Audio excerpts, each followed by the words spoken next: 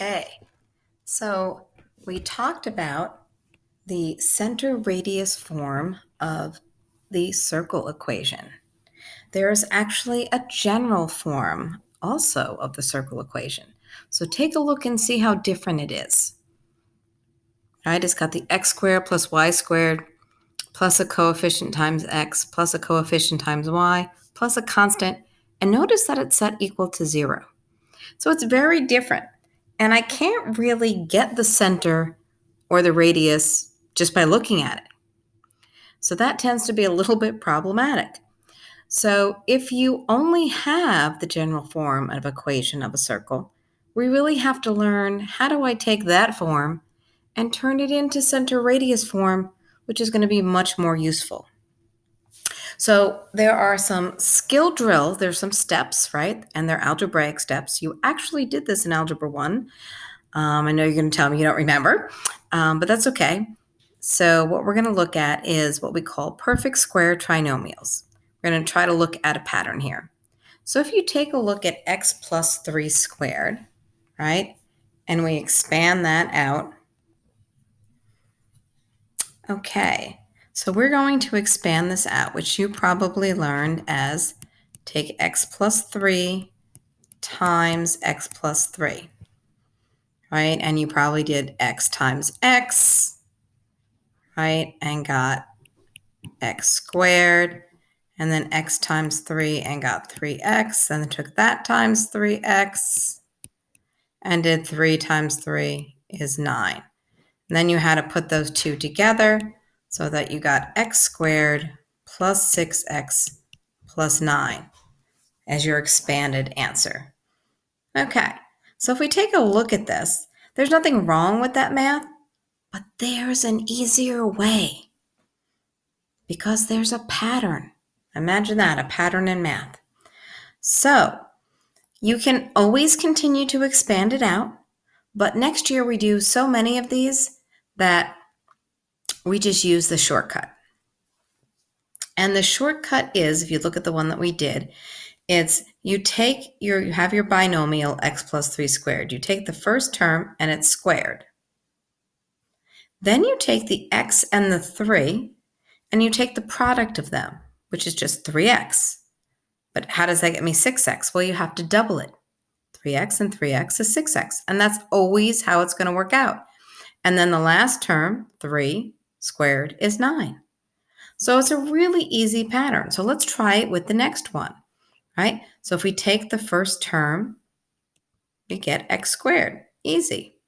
If we take the product, we're going to get that negative 6x and negative 6x, right? If we double that, we get negative 12x.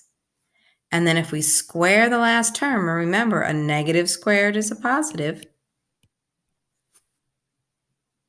it's that simple. And again, if you had done it out this way, you would have gotten the same thing. Your x squared minus 6x minus 6x plus 36, and that gives you the middle term. Right? So it's just a cool new way to do it. So again, if you square the first term, and then you take the 5 and the x, the product is 5x, but now double it, and you square the last term. I always say square the first, double the product, square the last, because it's catchy. Okay, so there's our first skill. Now, if we look at our next section, right, we have what we call incomplete perfect squares. So we have to try to figure out what would that value of c be to make this a perfect square, right? X squared plus 10x plus 8, for example, it's not a perfect square trinomial. X squared plus 10x plus what? 9. That's not a perfect square trinomial. So again, if you look above here, right, what makes x squared plus 6x plus 9 a perfect square trinomial? Or x squared minus 12x plus 36 a perfect square trinomial? Well, there's a relationship between the middle term 6x and 9, and a relationship between the 12x and the 36. Think about that. How do I use that middle coefficient and get to the C? Give it a thought. Well, if you said take half of it and square it, that's exactly what we're going to do. So if you take that 10 and you take half of it and then you square it, you get the C value, right? That makes that a perfect square trinomial. And that's really all there is to it. So if you look at this next one, well, the only difference is the sign. Okay, so you go, all right, well, if I take negative 10 divided by 2, well, I get the negative 5. But remember, if you take negative 5 squared, you're still going to get a positive 25. So there really is no difference in the C value. We're always going to end on a positive in a perfect square trinomial. Okay, look at the next one. All right, so again, if I take negative 40 divided by 2, it's negative 20. And if I take negative 20 and square it, what is my C value? Oh, am I red? Right, it's going to be 400. Okay, same thing with this. I'm going to take the negative 6 and take half of it, which is negative 3. And then I'm going to square the negative 3, and my C value is 9. And we saw that from the problem above. Okay, so now how do those things play into this general form? Well, let's start with the easier path. Suppose you have center radius form, which we've done, right? So the center here, right, would be negative 11, positive 9, and the radius would be 4. Well, suppose they actually ask you to put that in general form. Okay, well, that's pretty easy because remember, general form is the one that's expanded out. So you are actually going to, right, expand it out, right? And if we learned our little trick, right, if we take our x plus 11 squared, how do we expand that out? We square the first, we double the product. The product is 11x, but when we double it, we get 22x. And then we square the last, which is 11, which is 121. Okay, now we're going to expand out the y minus 9. You got to expand the y's out. So there's my y squared minus 9y, and you double it is minus 18y. And negative 9 squared, of course, is 81. And that equals 16. Okay, well, we're pretty close, but that general form put the x squared and the y squared up front, then the x and the y value, and then the constant, and it was set to 0, remember. Okay, so we're just going to kind of rearrange things on this left side, right, so that we get that x squared plus y squared, right, and then the plus the 22x minus the 18y. So there's my x and y. Now we have constants, right? So if you take your 121 plus 81, you get 202. Okay, so here and here I have 202. So plus 202 equals 16. And then just remember the last step is that it has to be set to 0. So really, all I had to do was subtract the 16 from 202, right, which I'm going to do now, and say, okay, well, that's really plus 186. So let's make it simple. Equals 0. And that is the general form of a circle. Okay, now we're going to go the other way, which is usually the way things are done, because you usually have the general form, which again is not very useful. Look at it. Can you tell the center and the radius? No. So we really usually want to put this in center radius form. Okay, so this is where those little steps came into play. We are going to group our two perfect square trinomials. So by doing that, I'm going to take my x's. I'm going to just rearrange them. I'm going to go x squared minus 2x. Okay, now that's not a trinomial yet because it needs a third term. So I'm going to leave a little bit of a space. And then I'm going to go plus y squared minus 4y. And again, that's not so much a trinomial yet. Okay, and then you'll notice I have the constant of minus 4. Okay, so you can leave this for now and move it over at the end, or you could move it over. So I'm just going to, the first time, right, just leave it there to see what happens. Okay, so now what am I going to do? Well, remember how we practiced in the above exercise how you get the nice C value that makes this a perfect square trinomial? That's where that comes in. Okay, so if I take that negative 2, I can just kind of put it over here, divided by 2, I get negative 1. If I take negative 1 and I square it, I get 1. So that is the correct C value. So x squared minus 2x plus 1 is my perfect square trinomial. Now, we have a little bit of a problem. You can't really take an equation, like I can rearrange things like I did, but you can't really add something to the equation. Otherwise, you've changed it. So I have to play a little trick here. So if I added 1, I actually now have to subtract 1. And see, if I do that, then it hasn't changed from the x squared minus 2x above. It's a little trick. Okay, then I'm going to go plus y squared minus 4y, right? And again, if you want to do the work on the side of the paper here, you could take your negative 4 divided by 2, which is negative 2, and then you square it to get 4.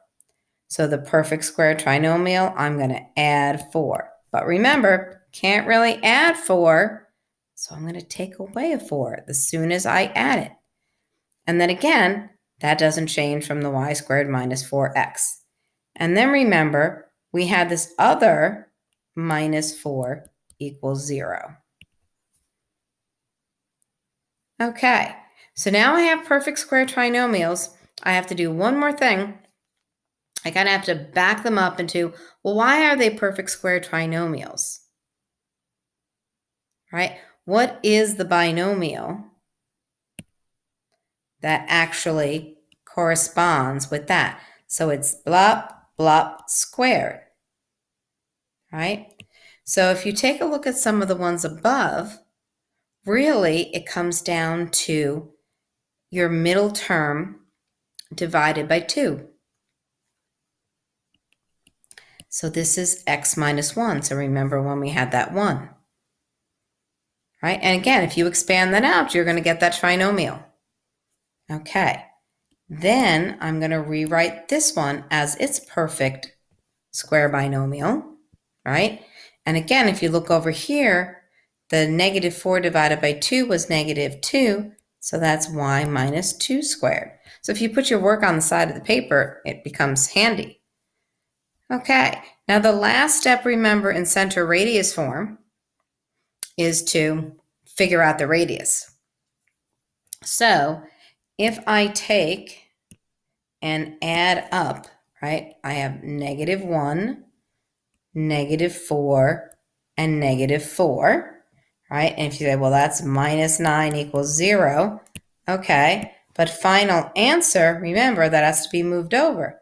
So final answer, x minus 1 squared plus y minus 2 squared, and moving that 9 over puts this in center radius form.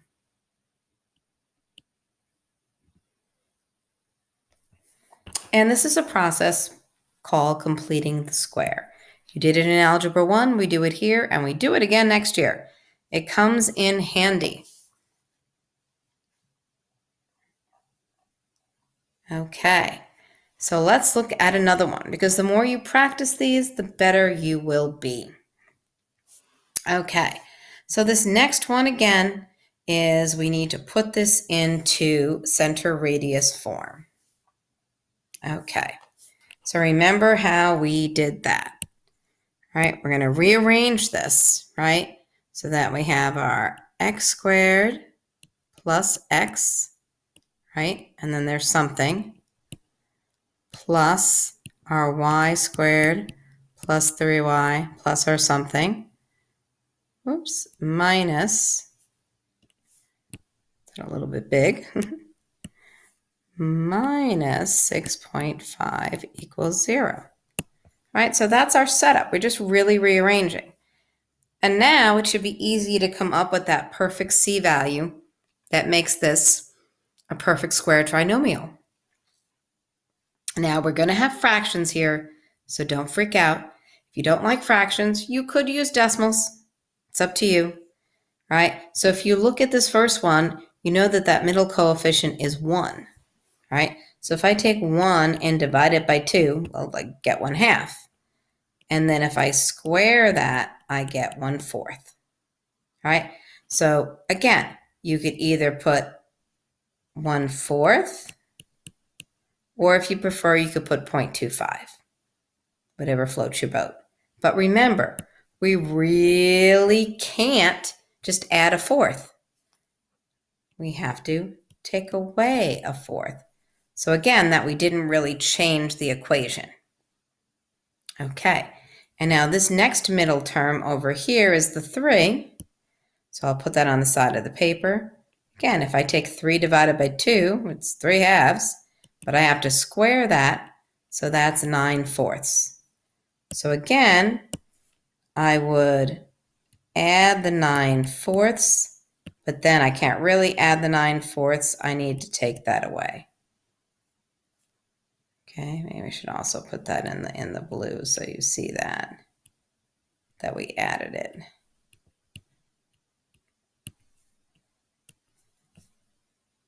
Okay, so now we just have to back this, right? We just have to go, okay, so there is that trinomial. What is the perfect square binomial that goes with it? Now, the nice thing about this is we have our work over here. So remember, to get the binomial, it's just going to be x plus half of that middle, right? Which was 1/2, right? We wrote that. Plus y, and remember, half of the middle is just 3/2 squared. And then we have our constants, right? We have the quarter, we have the 9/4. And again, if this is troublesome for you, you can certainly go to your calculator and put in 0.25, right? And what is our 9/4?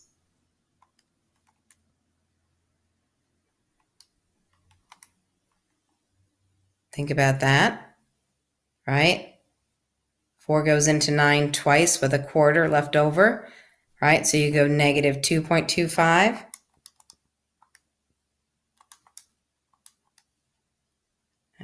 Okay. I can do this faster in my head. Minus 2.25. All right, so we have negative 2.5 minus another 6.5, which is negative 9. Okay, so all of that is minus 9 equals 0. But remember, in center radius form, right? This is our center, right? And then the radius is over to the right in center radius form. And that's a real challenging one with the fractions there. So if you followed that, awesome. Okay, if you look at the next one, it doesn't say to put it in center radius form, but it actually asks for what's the center. So again, I can't just look at this and say, oh, let's see what the center is. No, I need to put this in center radius form. So I need to do the exact procedure that I did above. Okay, so you can either pause the video, okay? I'll give you some time, and I really want you to try to figure this out. You can do it on scrap paper, wherever you want, but take a moment and see if you can do the process that we just did above. You're really going to get this in center radius form, and then we'll read the center from that. So see if you can organize that. I woke up with a fear this morning, but I can taste you on the tip of my tongue. Alarm without no warning. You're by my side and we got smoke in our lungs. Last night we were way up, kissing in the back of the cab, and then you say love, baby.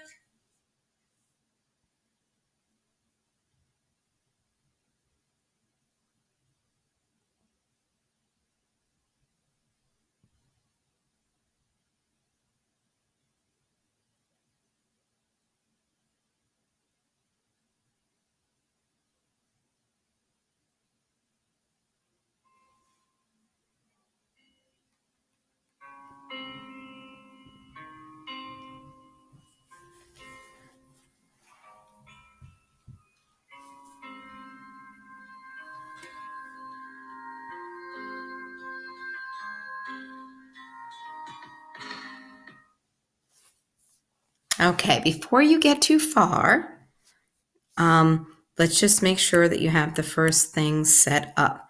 So did you arrange this correctly where you took your x squared plus your 8x, left a space, plus your y squared minus 12y, left a space, and then had plus 27 equals 0. So that should be our setup. I'll make that look a little neater.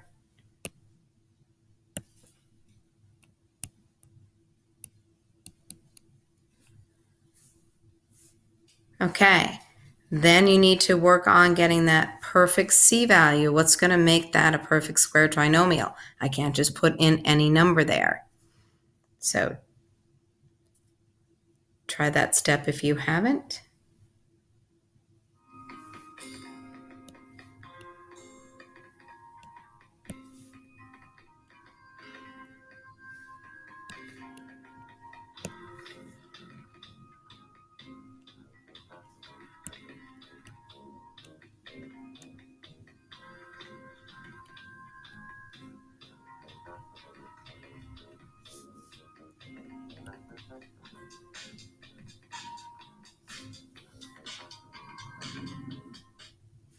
Okay, so let's see. If I take that 8 and I go half of it is 4, and then I square the 4, you should have added 16.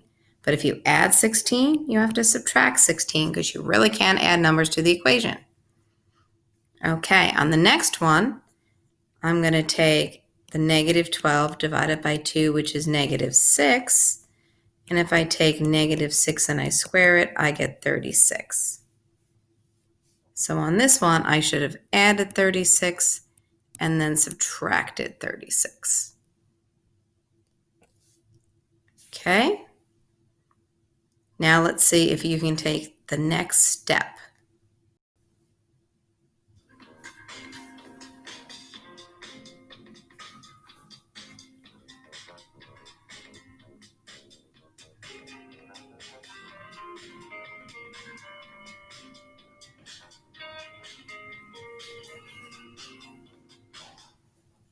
Okay, so if you did that correctly, remember you're going to get x plus 4 squared plus y minus, and again, half of that middle, and we wrote it down over here, right? At the 4, we have minus 6 squared. And then we're going to remember, add up our constants. Negative 16, negative 36, but then we're adding 27. So definitely use your calculator, right? So take your negative 16, right, plus your negative 36, negative 52, and then add the 27, right? And we're going to get negative 25 equals 0. And then our last step is x plus 4 squared plus y minus 6 squared equals the radius is 25. Now again, the question did ask us for what is the center. So we're going to read the center, and we're going to say the center is negative 4, 6. Okay, so that's how you complete the square. And of course, you know that there'll be some practice for you to work on that. So this is Action Jackson signing out.